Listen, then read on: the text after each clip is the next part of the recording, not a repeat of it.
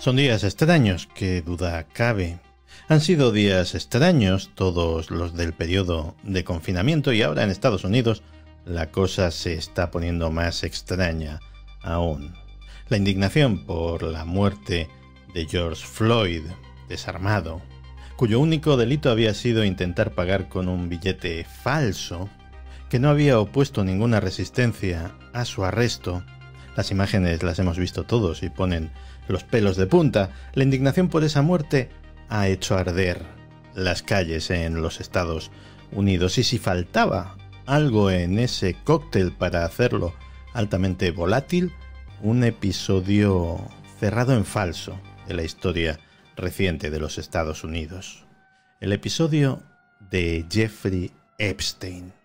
Y a lo mejor es un buen momento para recordar toda la siniestra peripecia de Jeffrey Epstein, su ascenso y su caída. Es probable que pocos de vosotros supierais siquiera de la existencia de Jeffrey Epstein hasta hace un año más o menos. Era un hombre rico, muy rico, influyente, muy influyente, con muchos amigos muy importantes, todos esos que salen reflejados en esa agenda, en ese librito negro que ha facilitado Anonymous, que ha desclasificado, con tantos nombres importantes de la realeza, de los negocios, del arte, de la política.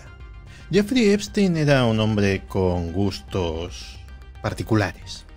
Le gustaban las mujeres. Bueno, ¿qué hay de malo en ello? Le gustaban las mujeres muy jóvenes. Bueno, ¿qué hay de malo en ello si se trata de relaciones consensuadas? Bueno, pues sí había algo de malo en ello, concretamente dos cosas malas. Una de ellas, que cuando digo muy jóvenes quiero decir menores de edad, y otra que le importaba bastante poco que esas relaciones no fueran consensuadas. La única opinión que al parecer importaba era la suya. Cuando queremos hablar de poder no hay nada como el dinero. Si eres un político, siempre habrá alguien dispuesto a clavarte un puñal por la espalda, a descubrir tus trapos sucios, pero si lo que tienes es dinero, cantidades obscenas de dinero, es probable que consigas al menos durante un tiempo mantener a la ley y a la prensa lejos de tu casa.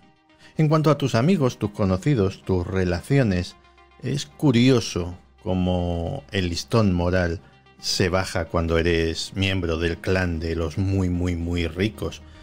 Da cierto asco descubrir cómo, al parecer, todo el mundo en Palm Beach, uno de los vecindarios más exclusivos de los Estados Unidos, pues todo el mundo sospechaba que Jeffrey Epstein hacía cosas raras en su casa, pero nadie decía nada, cada uno a lo suyo, ¿verdad? Hasta que un buen día una madre llama a la policía local, les cuenta una historia con respecto a su hijastra. La policía local pues investiga y lo que descubre es que hay decenas de niñas, decenas de menores abusadas, inducidas a la prostitución, coaccionadas, marcadas de por vida, chicas de entre 13 y 16 años, a las que en principio les decía que les pagaría unos $200 por que le dieran un masaje, un simple masaje. Claro que el masaje era sin ropa él, sin ropa ellas.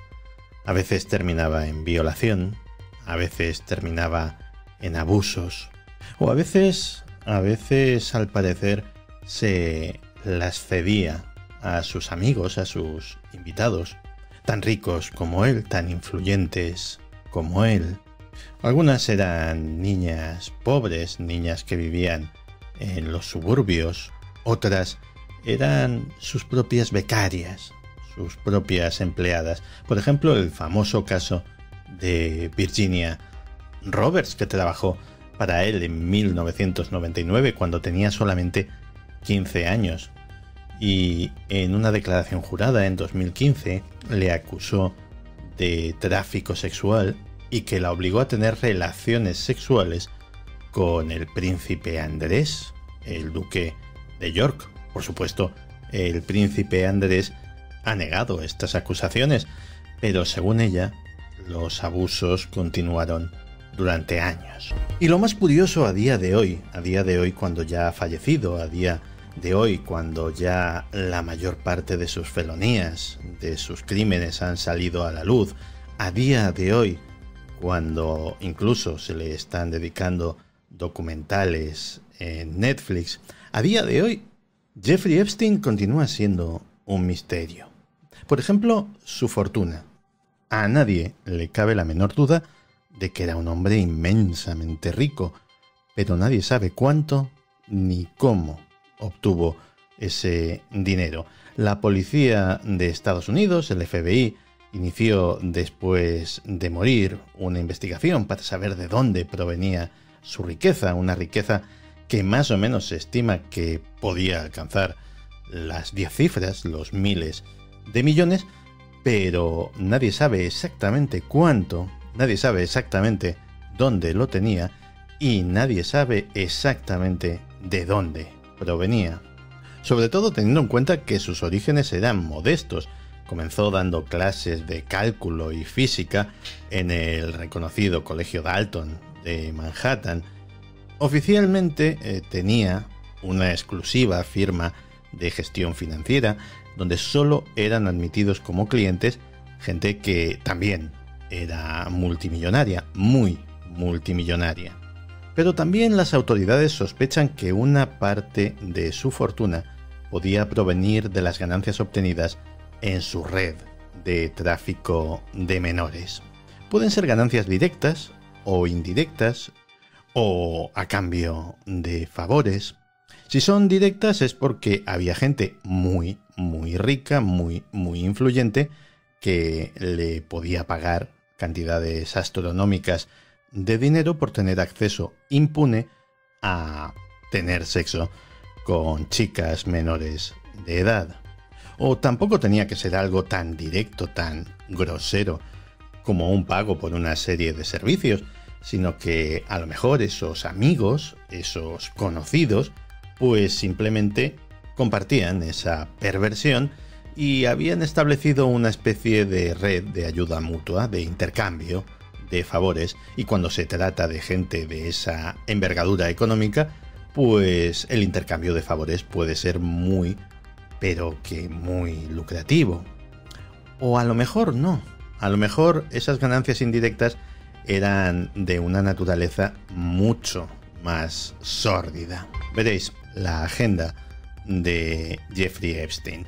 En esa agenda aparecen cientos de nombres de gente muy influyente, muy conocida, algunos también nombres españoles, y gente de primerísima fila en todo el mundo, gente como el propio Bill Clinton, el príncipe Andrés, Naomi Campbell, Woody Allen, Tony Blair, Flavio Briatore, Bill Cosby, centenares de nombres. El aparecer en esa lista no quiere decir absolutamente nada, no quiere decir absolutamente nada más allá del hecho de que esas personas conocían a Jeffrey Epstein y Jeffrey Epstein las conocía a ellas.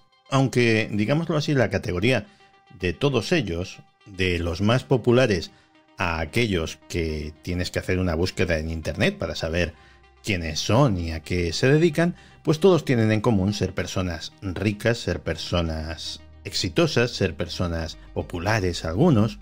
Otra cosa es cuántas de esas personas se subieron en el infame Lolita Express, el avión privado, uno de los aviones privados de Jeffrey Epstein, donde llevaba a sus invitados a su isla privada en el Caribe, Little St. James. Los lugareños la llamaban la isla del pederasta, lo cual es bastante indignante porque si todo el mundo lo sabía en los alrededores e incluso se permitían hacer la broma, ¿por qué nadie, absolutamente nadie, hizo nada durante años? El dinero, supongo, y el miedo, y el yo no me meto que no es asunto mío. Y así nos va. El caso es que un incesante reguero de niñas entre 12 y 16 años algunas con brackets. Una incesante procesión de niñas acudían a esa isla, a la vista de todo el mundo. Lo que pasaba allí no se sabía. Sí se sabía que algunas de las personas que aparecen en esa lista estuvieron también en Little St. James y pues allí había niñas también. Y no sé si a alguien no le pareció raro que tanta juventud femenina frecuentase el lugar. El príncipe Andrés dice que no ha estado y hay testigos que le sitúan en el lugar. Bill Clinton dice que no ha estado y hay testigos que le sitúan en el lugar, y así unos pocos. Lo que ni las niñas ni los famosos invitados sabían es que Jeffrey Epstein, aparte de las mujeres muy jóvenes, tenía otra obsesión, que era el control y la vigilancia. Autolitus Channel.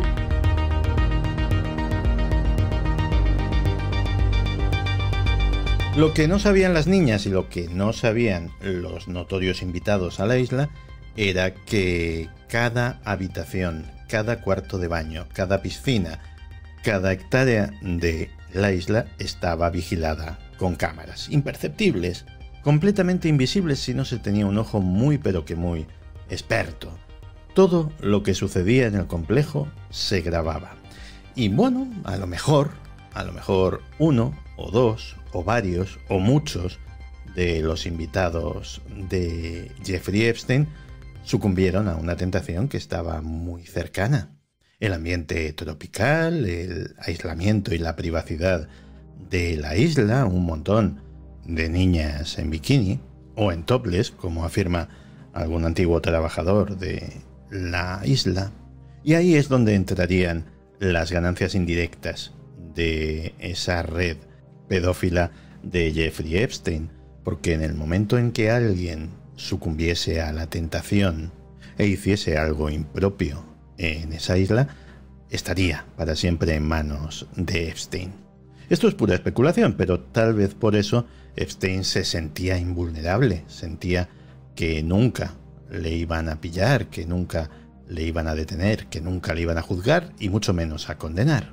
Eso explicaría muchas cosas. Eso explicaría, por ejemplo, cómo una acusación contra él de 53 páginas que se hizo en 2007 y que incluía más de 3 docenas de presuntas víctimas y abundantes pruebas, pues terminó con un acuerdo entre los abogados de Epstein y el fiscal, en el que, por una serie de delitos que habrían llevado a cualquier otro ciudadano a pasarse el resto de su vida en prisión, pues él tan solo pasó 13 meses en una ala privada de una cárcel del condado de Florida, donde vivía a cuerpo de rey, casi como Pablo Escobar en la mítica cárcel de la Catedral. Autolitus Channel. La música no es casual, es parte de la banda sonora de Twin Peaks, y en aquella historia pues también se hablaba de refilón de adolescentes prostituidas. Así que tenemos a un tipo que nadie sabe cómo construyó su fortuna a pesar de los esfuerzos sustanciales que se han hecho para desenredar la maraña de su riqueza. Tenemos a un tipo que rutinariamente, al parecer, proporcionó a políticos, realeza, figuras públicas, mujeres traficadas, muchas de ellas menores de edad, posiblemente para compilar un dossier de material de chantaje. Y para colmo era transhumanista y quería que su cabeza y su pene fueran congelados después de su muerte. Ignoro si esto se ha hecho. Vamos a suponer que no. Y ahora nosotros hablamos de Epstein. Netflix habla de Epstein y HBO está preparando otra serie sobre Epstein. Y eso es importante, es maravilloso que sepamos lo que hacía el monstruo. Ding dong, la bruja ha muerto, qué bien. Pero la bruja no estaba sola. El monstruo no estaba solo. Había más gente. Gente tan rica y tan poderosa y tan influyente como el propio Epstein. ¿Qué va a pasar con esa gente? Porque, oye, no querrá decir nada, pero Dios los cría y ellos se juntan. Qué curioso que entre las amistades de Epstein, entre la gente que volaba en el Lolita Express, la gente que terminaba en ese complejo y no se enteraban de nada de lo que sucedía y menos ellos hacer algo, pues había un montón de gente que se ha visto envuelta en algún momento de su vida en un escándalo sexual. Bill Clinton, Harvey Weinstein, Bill Cosby, Woody Allen, Kevin Spacey.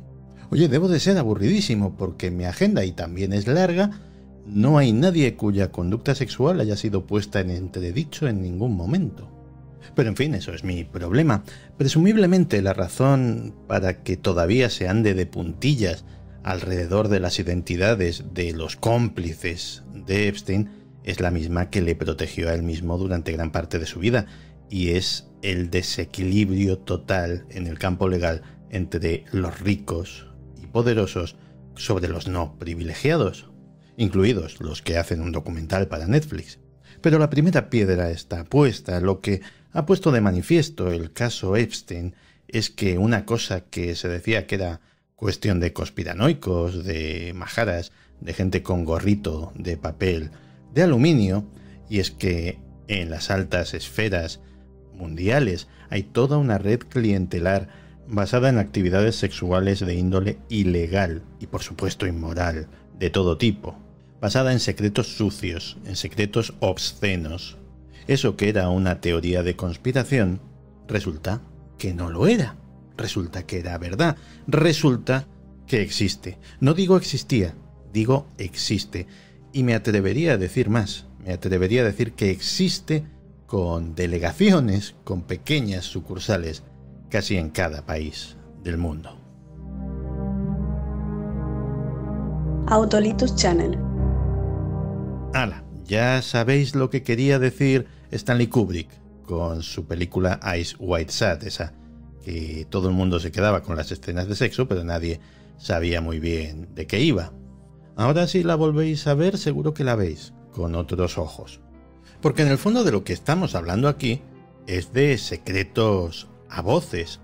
Todavía me acuerdo cuando salió el caso de Harvey Weinstein y empezó el movimiento Me Too. Y oye, resulta que todo el mundo sabía lo que hacía Harvey Weinstein en su despacho, si se hacían hasta bromas en algún programa de televisión. Sí, bromas para iniciados. El que quiera pillarlo, que lo pille. También había alguna bromita sobre Kevin Spacey, por ejemplo. Pero en el caso de Jeffrey Epstein, el nivel de silencio, el nivel de complicidad era gigantesco. En el documental de Netflix se habla del reportaje censurado en Vanity Fair, pero hubo muchas más cosas. Por ejemplo, en ABC News, la cadena ABC News, una de las más vistas en Estados Unidos, allí se presentó Virginia Roberts a contar su historia, la historia de Epstein y del príncipe Andrés y de todas estas cosas, y Amy Robach, que es copresentadora de Good Morning America y presentadora de Breaking News en ABC, pues explicaba que ella tenía esa entrevista antes que nadie y que sus jefes en ABC News, propiedad del grupo Disney, se negó a emitir ese material durante años, 3 años antes de que saltase la liebre. Le decían, oye, pero ¿quién es Jeffrey Epstein? Nadie sabe quién es Jeffrey Epstein, es una historia estúpida. Estúpida. El patrón de abuso de Jeffrey Epstein durante décadas hubiera sido imposible de llevar a cabo sin la complicidad, el silencio y el encubrimiento de medios de comunicación y de personas en el sistema legal estadounidense. Pero oye, finalmente se hizo la luz y finalmente se consiguió sentar a Jeffrey Epstein ante un tribunal y finalmente se consiguió meterle entre rejas. Iba a haber juicio. No solamente se iba a escuchar a las víctimas, sino que a lo mejor empezaban a salir nombres porque los interrogatorios, bueno, ya se sabe, hay que decir la verdad, toda la verdad, nada más que la verdad. Y cuando medio mundo esperaba expectante qué era lo que iba a salir de ese juicio, qué nombres, qué datos, qué fechas, pues Jeffrey Epstein decide quitarse la vida. ¿O no? Autolitus Channel. Porque la muerte de Jeffrey Epstein, aparte de extraña que lo fue, pues también fue muy conveniente. Tan conveniente que hay malas lenguas que dicen que en algún sitio hasta se celebró Una fiesta en la que corrió el champán más caro del mundo, y no precisamente entre sus víctimas, no.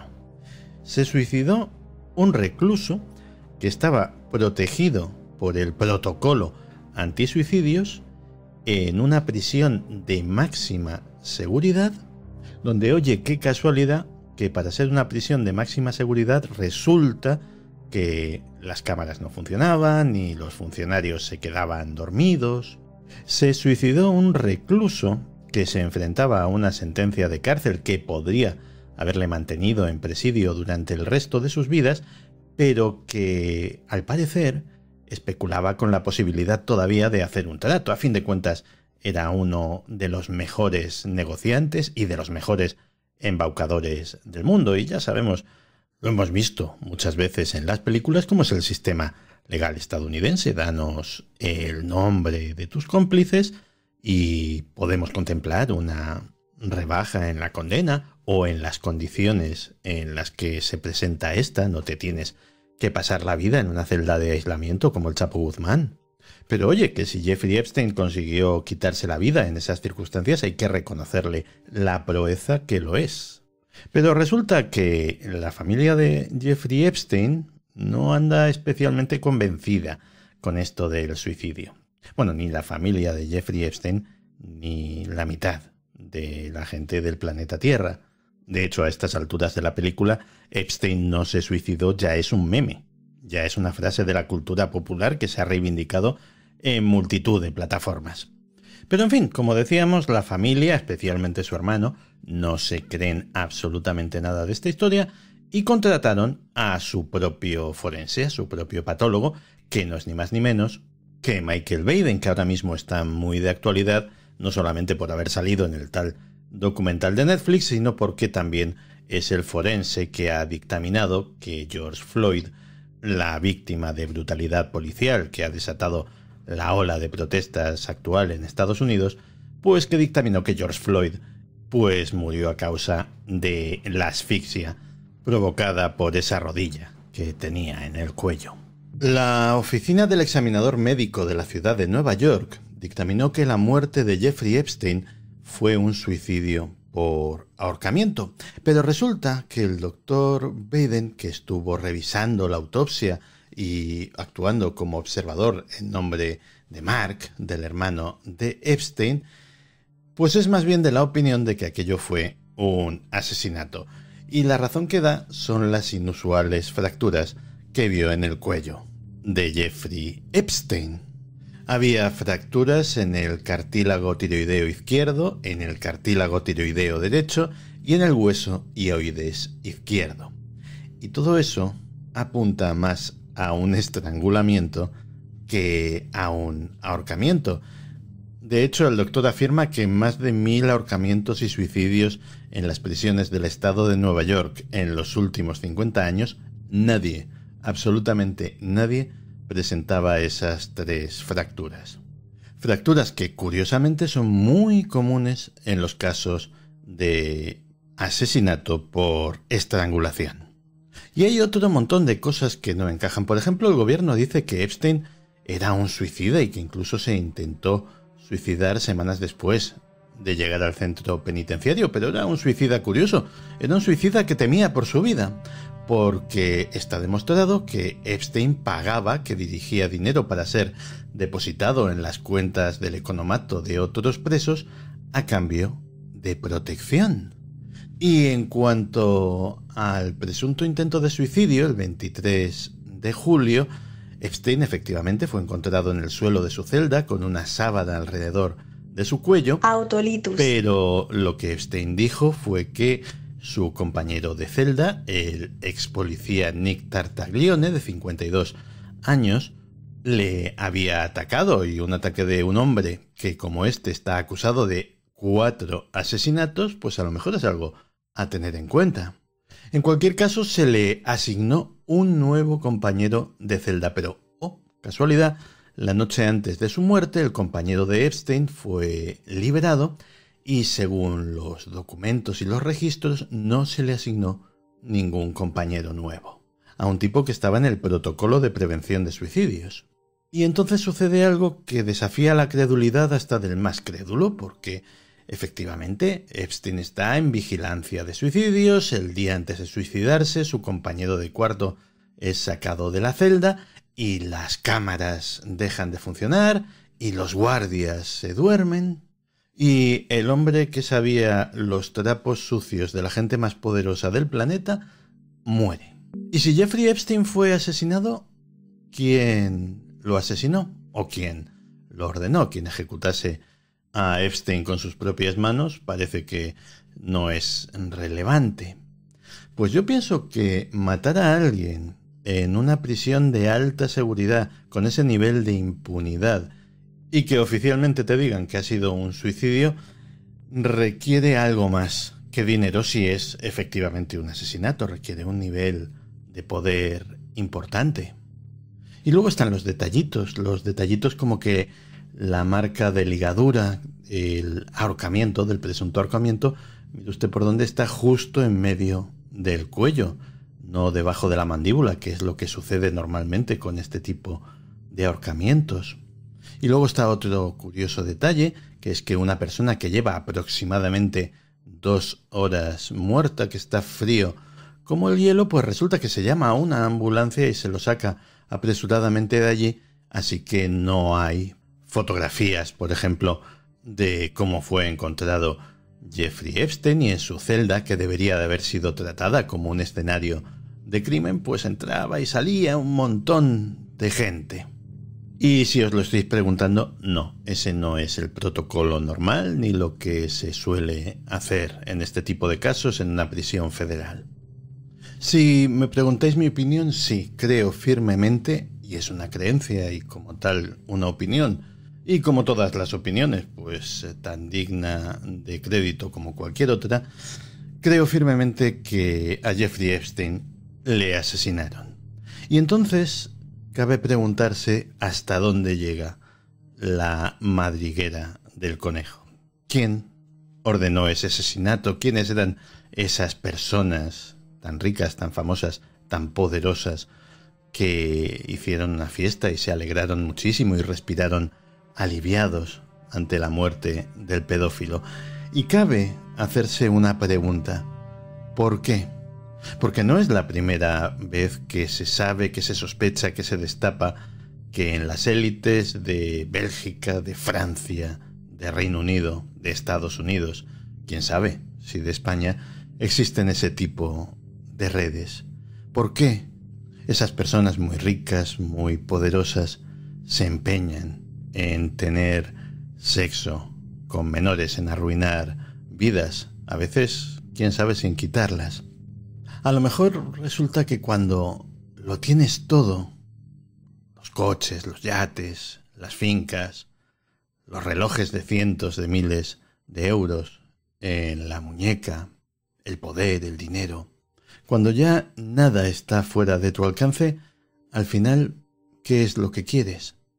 Pues puede que lo que quieras sea aquello que está prohibido, aquello que en teoría ni siquiera el dinero puede comprar. O tal vez es otra cosa.